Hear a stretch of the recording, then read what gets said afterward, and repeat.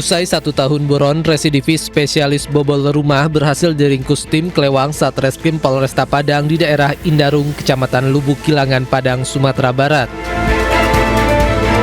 Pelaku telah mencuri di 8 TKP di wilayah Kota Padang dengan cara menjebol atap rumah warga yang tengah ditinggal pemiliknya, serta menguras barang berharga korban. Dari pelaku, petugas berhasil menyita barang bukti berupa 3 unit laptop dan sejumlah perhiasan. Tersangka pencurian dengan pemberatan yang TKP-nya di daerah Kota Tengah di Air Paca. Untuk tersangka memasuki rumah dengan cara mencongkel atap dari atas masuk ke plafon dan mengambil barang-barang berharga di dalam rumah tersebut. Atas perbuatannya, pelaku dijerat pasal 365 KUHP tentang pencurian dengan kekerasan dengan ancaman hukuman di atas 7 tahun penjara. Satu unit sepeda motor yang terparkir di lingkungan sekolah dasar negeri di Lebak, Banten, raib digasak pencuri. Pelaku ini sangat santun dan tenang karena sempat berbicara dan juga bersalaman dengan guru lainnya. Lagi mantap.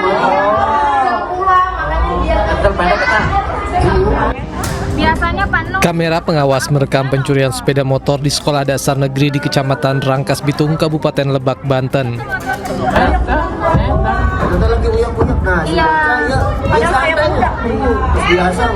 Oh, baru beraksi nih.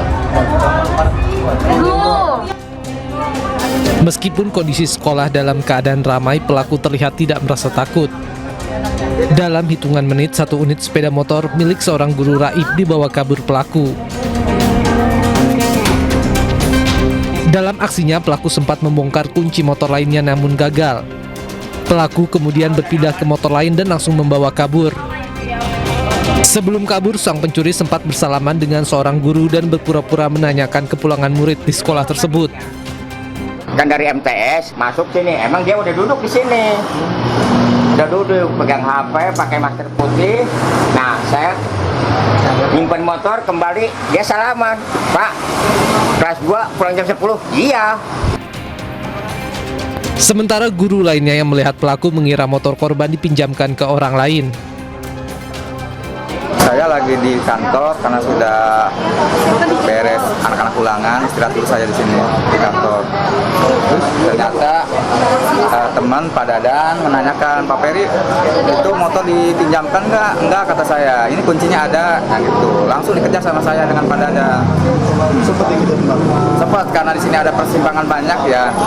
Kita berpencar. Korban berharap pihak kepolisian dapat menangkap pelaku dengan hasil rekaman kamera pengawas. Warga Kabupaten Tanjung Jabung Timur, Provinsi Jambi digegerkan oleh aksi pembunuhan sadis. Seorang warga tewas di tempat tetangganya sendiri diduga akibat cekcok mulut dan emosi sesaat.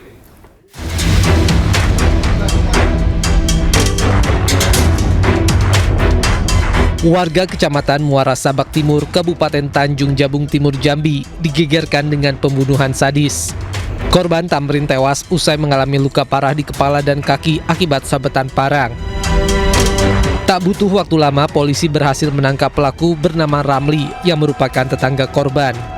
Menariknya, saat ditangkap pelaku tidak melawan dan mengaku sudah menunggu kedatangan polisi di rumahnya. Peristiwa bermula saat korban mendatangi rumah pelaku dan menghina serta menantang berkelahi. Korban bahkan sempat memukul pelaku dengan double stick berbahan besi. Terpicu emosi, pelaku menangkis serangan dan mengambil parang lalu menganiaya korban hingga tak sadarkan diri. Korban dan pelaku cekcok, kemudian saling serang menggunakan senjata tajam dan salah satu korban meninggal dunia. Kejadian pada pukul 00.30 WIB. Polisi masih mendalami motif dan latar belakang konflik keduanya. Pemirsa, warga Ende, Nusa Tenggara Timur yang tewas dianiaya oknum polisi ternyata merupakan penyandang disabilitas. Pelaku ini menganiaya korban saat dalam kondisi mabuk miras. Hukuman ini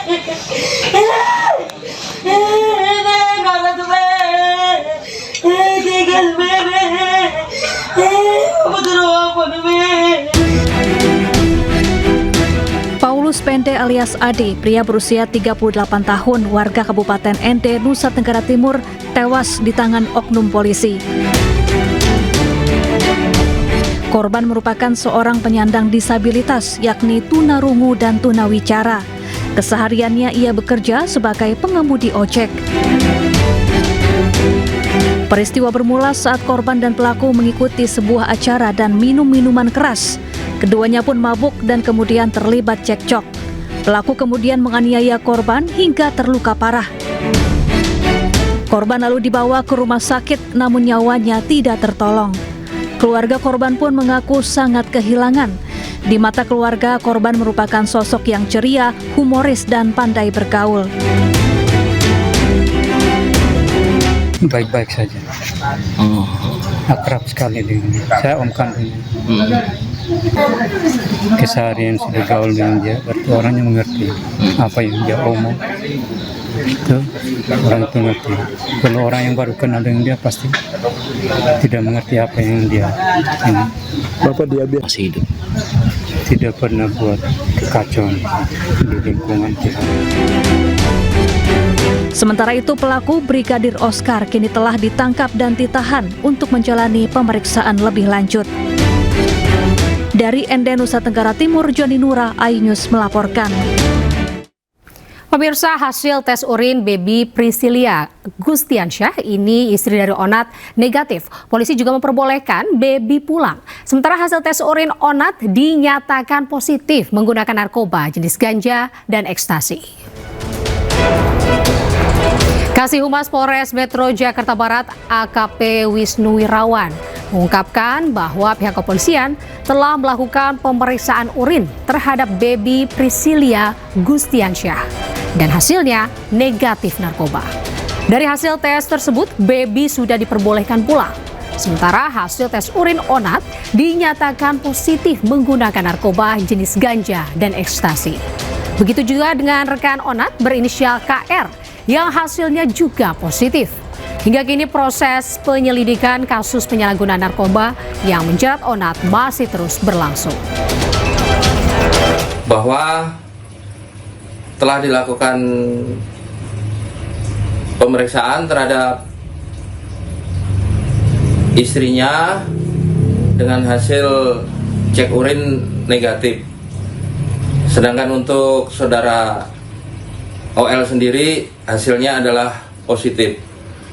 Untuk satu orang yang sebelumnya diamankan juga, yaitu inisial KR, dari hasil pengecekan tes urinnya hasilnya juga positif.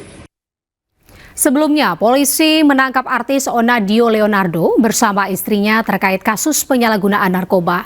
Penceraman muda ini, Habib Jafar yang juga sahabat Onat, ini menyampaikan keprihatinan dan kekecewaannya.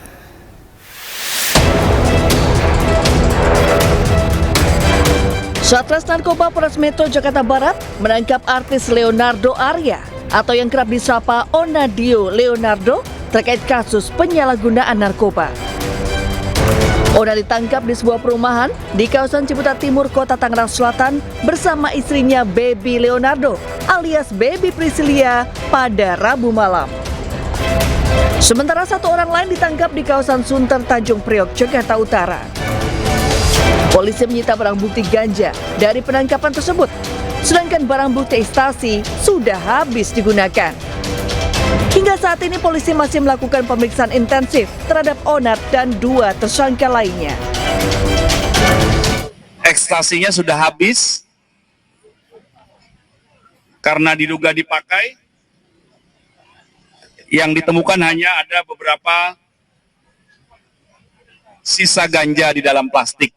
Ya, ini masih terus dikembangkan. Ini baru saja diamankan oleh rekan-rekan dari Reserse Narkoba Polres Metro Jakarta Barat.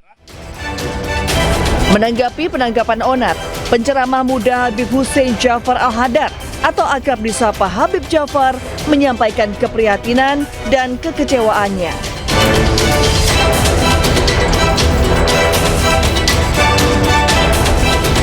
Melalui unggahannya di media sosial, Habib Ja'far mendoakan agar Onat bisa terlepas dari narkoba.